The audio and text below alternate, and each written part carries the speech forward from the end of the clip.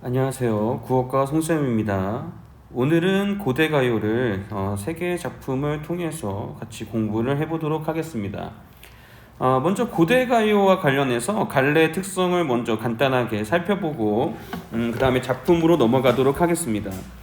자, 먼저 고대가요란 통일신라 시대까지의 문학작품을 이야기합니다. 고려 전까지라고도 얘기를 하고요. 또는 그 향가 이전의 작품들이라고도 얘기를 합니다. 다 같은 이야기니까 여러분들 참고해서 알아두면 되겠습니다. 그 다음에 원시종합예술이었다라고 되어 있는데 이게 무슨 얘기냐면 예전에는 문학작품이 이제 오늘날 우리가 배우고 있는 그런 문학작품 읽기만 하는 그런 문학작품이 아니라 예전에는 춤, 노래, 그 다음에 노래 가사 뭐 이런 것들 그러니까 다 연관이 되어 있어서 그냥 하나의 작품이었다 이렇게 생각을 하면 되겠습니다. 네, 원시 시대 때는 뭐 예를 들면 제사를 지낼 때 뭐 노래를 부르고 춤을 추고 뭐 이렇게 같이 하면서 제사를 지냈죠. 거기에서 이제 노래의 가사 이런 것들이 이제 오늘날 우리한테 문화작품으로 이제 남겨져 있는 것이죠. 이때 당시에 상고시대 때는 문학이라고 하는 게 오늘날처럼 이렇게 동떨어져 하나의 그냥 개별적인 존재로 있었던 것이 아니라 다른 예술들과 다 맞물려서 있었다라고 하는 것을 여러분들이 알고 있으면 되겠습니다. 자, 그 다음에 중요한 부분인데 고대가요 때는 제일 처음에 문학작품이 집단 서사시에서부터 출발을 했습니다. 그러니까 개인의 감정을 노래하는 것이 아니라 집단의 이야기를 다루는 문학작품이 먼저 시작이 되었다는 얘기죠. 그 이후로 개인의 감정을 얘기하는 개인 서정시로 조금 더 세분화되었습니다. 그래서 요 집단 서사시에서 출발해서 개인 서정시로 넘어오는 이 일련의 과정들을 다 이제 볼 수 있는 부분이 고대 가요 갈래이다라고 여러분들이 알아두면 되겠고요. 자, 그 다음에 요 고대가요는 일반적으로 그냥 독립적인 하나의 작품이기보다는 아까 원시종합예술이라고 했잖아요. 그래서 따로 배경설화가 있습니다.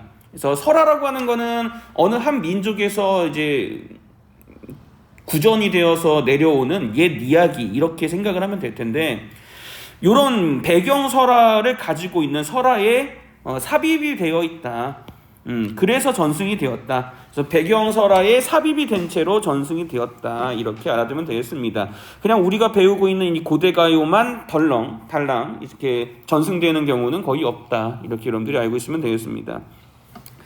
자, 그 다음에 이때 당시에는 당연히 우리말은 있었겠지만 우리말을 표기할 글씨가 마땅치 않았겠죠. 그래서 처음에는 이제 2에서 2부로 전해 내려오다가 구전이 되었다가 그 이후에 한자로 번역되어 실렸다, 기록이 되었다 이렇게 알고 있으면 되겠습니다. 요 정도를 여러분들이 고대가요의 갈래적 특성으로 알고 있으면 되겠습니다.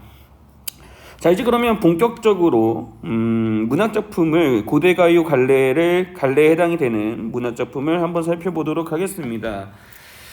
제일 첫 번째로 살펴볼 작품은 구지가인데요.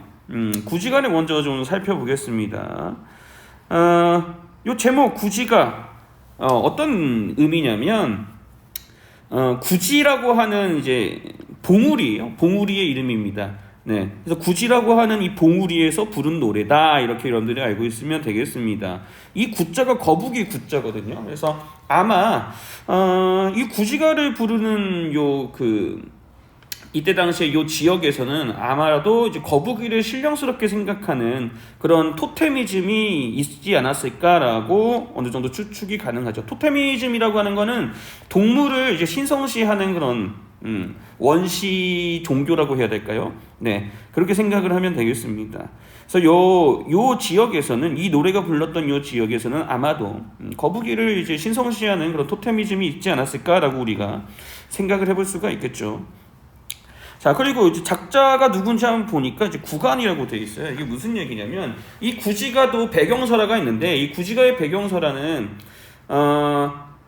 건국신화입니다. 가락국의 이제 건국신화에 이 구지가가 실려 있어요. 그래서 이 구간이라고 하는 애들은 그 가락국 이전의 부족국가, 아직 왕권국가가 되기 이전에 부족국가들의 9명의 부족장 이렇게 생각을 하면 되겠습니다. 여러분 일반적으로는 이제 부족 국가에서 이제 그 왕을 갖게 되는 왕권 국가로 발전이 되는 것이죠. 아직 그러니까 이 국간들한테는 이 9개의 부족한테는 뭐가 없었던 거예요? 왕이 없었던 거예요. 그래서 뭘 원해? 왕을 원해요. 그래서 이 노래가 왕을 보내주세요 라고 하는 집단의 이야기를 담고 있는 문화작품 시가 되겠습니다. 그러면 한번 본문을 한번 살펴보도록 할까요? 자, 어떻게 시작이 되냐면 거부가 라고 시작을 해요. 자, 일단 거부가를 2번 불렀으니까 반복법 사용된 거죠. 네, 운율을 형성하겠고, 자, 근데 이 거북이를 부르고 있어요. 아까 이 노래가 뭐라 그랬어요? 왕을 내려주세요라고 하는 이야기라 그랬죠. 누구한테 왕을 달래요? 거북이한테 달래요. 아까 얘기했죠. 그럼 이 거북이는 어떤 존재? 신령스러운 존재. 나의 왕을 달라고 하는 그 소원을 들어줄 수 있는 존재가 되겠죠. 자, 거부가 지금 거북이를 뭐 하고 있는 겁니까? 부르고 있어요. 자, 그 다음에 넘어갈게요. 이 다음 행으로 머리를 내어라 했는데 일단 머리를 한번 보겠습니다. 일반적으로 여러분들 그 머리라고 하는 것은 우두머리를 의미하죠. 여러분들 그 수장이라고 하는 말 들어봤죠? 어느 집단의 수장이다 했을 때 그 숫자가 머리 숫자지.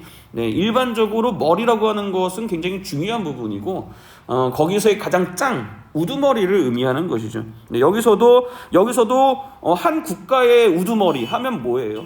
왕이죠. 네, 그래서 여기서는 머리를 내어라라고 하는 것은 왕을 내어달라는 얘기고, 이 작품이 가락국, 그러니까 금강가야의 건국신화에 삽입되어 있었다라고 하는 것을 우리가 생각을 해본다면 금강가야, 가야국의 왕이었던 첫 번째 왕이었던 그 수로왕을 주세요라고 하는 것을 우리가 해석을 할 수가 있겠죠. 자, 근데 이거 어떤 태도로 이제 달라고 하고 있는 거예요? 왕을 내놔라 이렇게 얘기를 하고 있죠. 왕을 좀 내려주세요라고 하는 게 아니라 뭐예요? 왕을 내놔라고 하고 있는 거예요. 어떤 식으로 얘기하고 있어요? 명령을 하고 있지. 이거는 싸가지가 없는 게 아니라 어떻게 생각을 하면 돼요? 그만큼 머리를 좀 빨리 내놔라고 할 정도로 내가 너무 뭐가 간절하다, 왕이 필요하다, 왕을 빨리 갖고 싶다, 그만큼 간절하다라고 하는 것을 보여주는 겁니다. 네.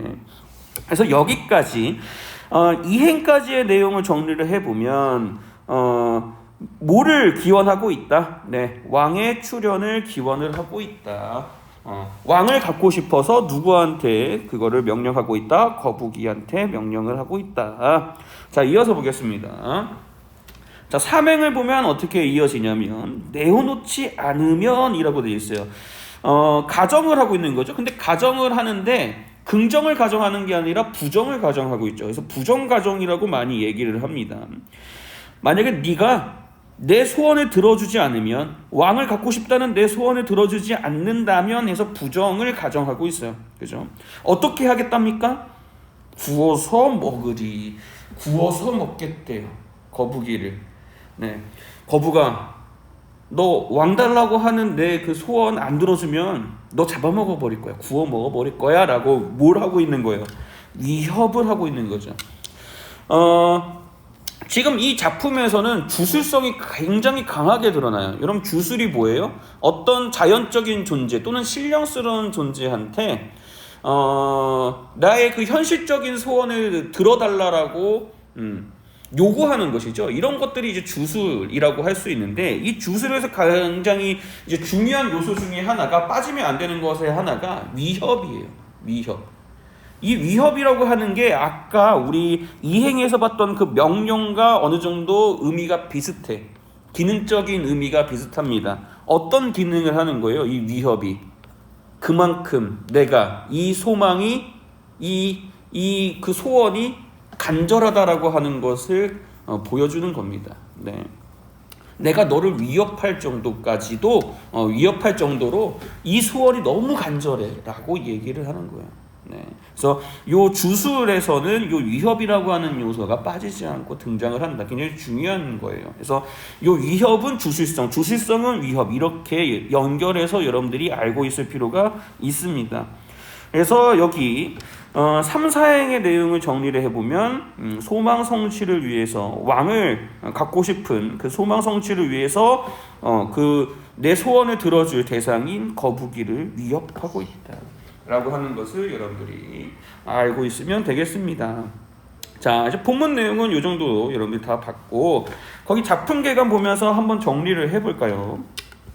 자, 이거 갈래가 뭐라 그랬죠? 네, 고대 가요라고 얘기를 했고, 그 다음에 한혁 씨가 아까 제가 얘기했죠? 이게 구전되다가 한자로 번역돼서 기록이 되었다라고 하는 거, 후대에. 그 다음에 서사적 집단 가요다. 이 무슨 얘기야? 서사적이라고 하는 거는 뭐 이야기 정도로 여러분들이 생각을 하면 돼요. 여기서는. 네. 그러니까 뭐야? 집단의 이야기를 담고 있는 노래다. 이렇게 여러분들이 알고 있으면 되겠죠. 여기서는 이 구지가는 어떤 집단의 이야기예요? 네. 왕을 주세요라고 하는 집단의 이야기죠. 네.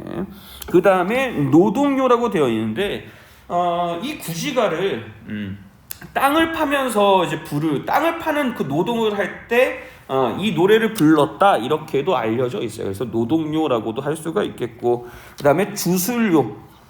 아까 뭐라 그랬죠? 네, 이거 왕을 달라고 그 거북이한테 내 소망을, 현실적인 소망을 요구하는 거였죠. 주술성이 굉장히 강한 그런 노래가 되겠습니다. 그 다음에 여기 성격을 보면 뭐 직설적 이렇게 있는데, 아까 우리 그 이행에서 머리를 내어라 이렇게 명령력으로 직설적으로 얘기를 하죠. 네, 그래서 직설적이라고도 얘기를 할 수가 있겠고, 자, 주제를 보면 아까 전에 얘기했죠. 가야국, 금강가야의 이제 첫 번째 왕인 수로왕을 달라고 기원하는 그런 노래가 되겠습니다. 자, 그래서 의의를 살펴본다면 얘는 현존 최고의 집단 무효예요. 이게 무슨 얘기냐면 현재까지 전해지는 가장 오래된 집단 서사시라는 얘기예요. 이해됐죠? 그래서 제가 지금 구지가를 먼저 시작을 한 겁니다. 어디에서 어디로 이동이 됐다 그랬어요? 집단 서사시가 먼저 시작됐다 그랬죠. 그래서 집단 서사시에서 개인 서정시로 발전이 됐기 때문에, 이어졌기 때문에 제가 구지가의 가장 첫 번째 작품인 이 구지가를, 집단 서사시의 가장 첫 번째 작품인 이 구지가를 먼저 수업을 한 겁니다. 자, 그 다음에 여기 가락국의 금강가야의 건국신화에 삽입이 되어 있다. 그래서 배경설화로 요 가락국의 건국신화를 가지고 있다라고 하는 것도 여러분들이 알고 있으면 되겠습니다. 그래서 여기까지가 이제 구지가의 내용이고, 이 이후에 이제 개인 서정시에 해당이 되는 공무도화가랑 황주가를 이어서 살펴보도록 하겠습니다.